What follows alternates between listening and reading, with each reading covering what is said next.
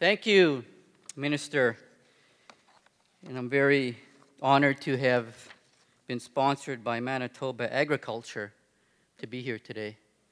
As you've seen in the production that was shown, agriculture is the backbone of the Sioux Indian Band. When we started our first vineyard back in 1968,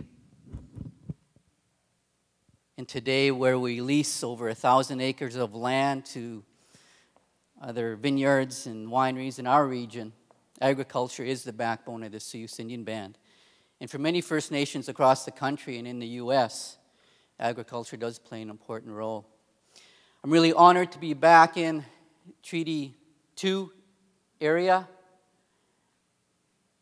And I want to say that my chances over the last 20 years that I've been chief, in my 21st year of being chief of my community, I spend about a month a year traveling throughout Canada and the U.S. and overseas. Been down in Australia twice speaking. Wherever I go and speak, it's always about creating jobs and making money. I love hanging around business people. I'm going to speak mostly to the youth today. And I'm going to speak to the youth here the way I speak to my youth back home. I love hanging around youth. I love coaching sports, hockey, being involved in basketball. And I love it when I see Native youth competing, especially against non-Native people. Our basketball team, our little kids team, we started a team 4 years ago. First 2 years, we lost every game. The last 2 years, we've won every game. I firmly believe that Aboriginal youth, if given the chance, we can compete with anybody. And it often starts on the playing field. So I want to encourage Aboriginal youth to get involved in sports, any type of sport. And stay away from the go-nowhere crowd. Just like in my community, we have a go-nowhere crowd. Some Native youth that just want to hang out, wear the baggy clothes, hats on backwards, and stuff like that. You know, those are the go-nowhere people. They usually end up going nowhere. They usually end up dropping out of school. They don't get involved in sports. The Nintendo generation type, that they think this is the way of being an athlete today, is to twiddle your thumbs. So I'm going to speak the way I speak to my youth. And I normally bring youth on my speaking engagements. When I spoke in Edmonton a couple of weeks ago, I brought a couple of my high school youth with me. This time I didn't, but I want to say to the Wayway Sakapo people, on the Sioux Indian Band, we have a couple of your people there. His dad is from your reserve. And next time I come out here, I'm going to bring him here with me. So in Indian country, no matter which reserve you're from, you often have relatives that are scattered throughout Indian country. And it was so cool that I was able to meet in the hotel last night some people from Wayway. And so we have on our reserve 2 kids from 1 year, band members there. So that's cool. And when I left the reserve a couple days ago, I traveled on Sunday.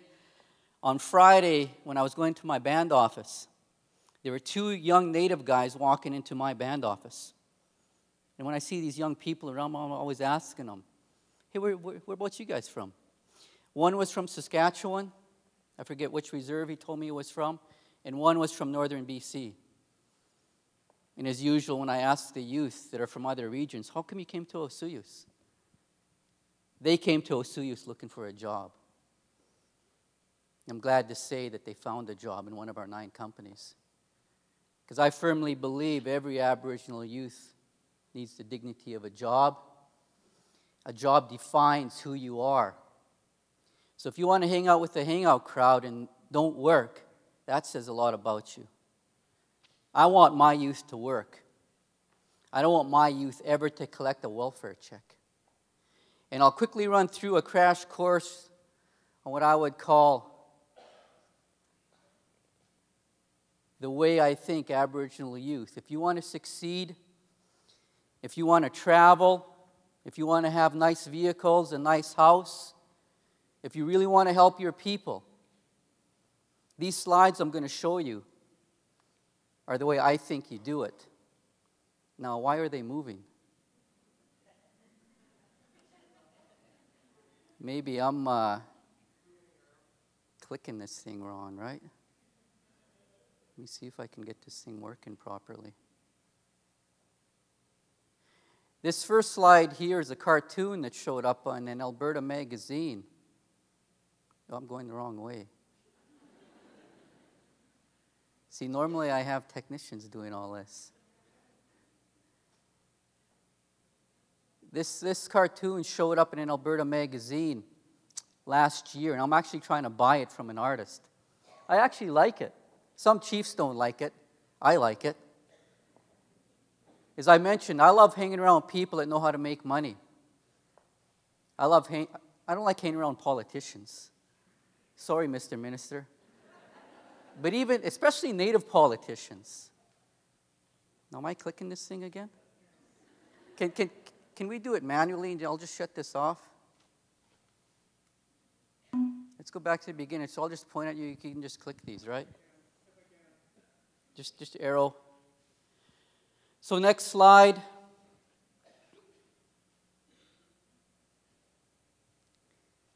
Is what I firmly believe in, is that we need modern day warriors today. And I'm not talking about the guys that wear those ghetto looking outfits. Those are not warriors. Unless you're earning your own money honestly, in an honest way, you're not a warrior.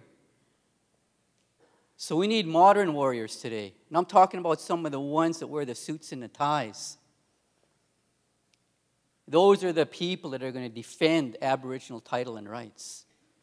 We need people in the corporate boardrooms. As Terry mentioned today, this conference would not have happened without $90,000 worth of funding. Everything costs money. And I'll disagree, and I can have my debate with Terry on this, but to me, virtually every idea costs money. And I'd rather be from an Indian band that is making their own money rather than going out having to ask other people for money.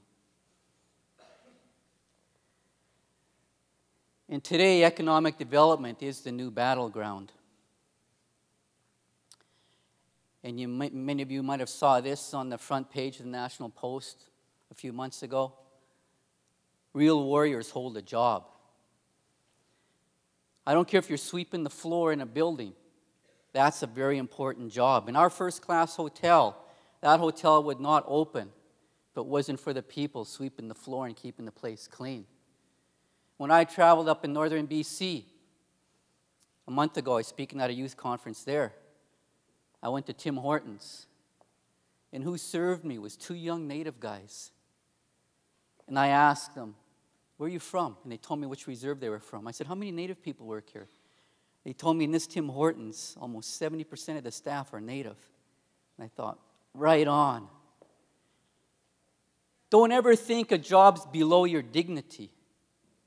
Because real working people, I don't care if you're in high school or not, real working people will take any job. Any job is better than no job.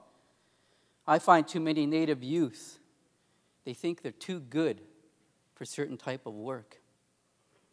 You go to most of these fast food places, you see non-Native kids there that are in high school, going to school and working at the same time. That's when I told those two young guys I saw working in Tim Hortons, I said, "You guys are warriors. You guys ain't sitting there twiddling your thumbs. You ain't sitting there being one of the lazy ones. You're out there working and earning an honest living." To me, that's the type of warriors we need.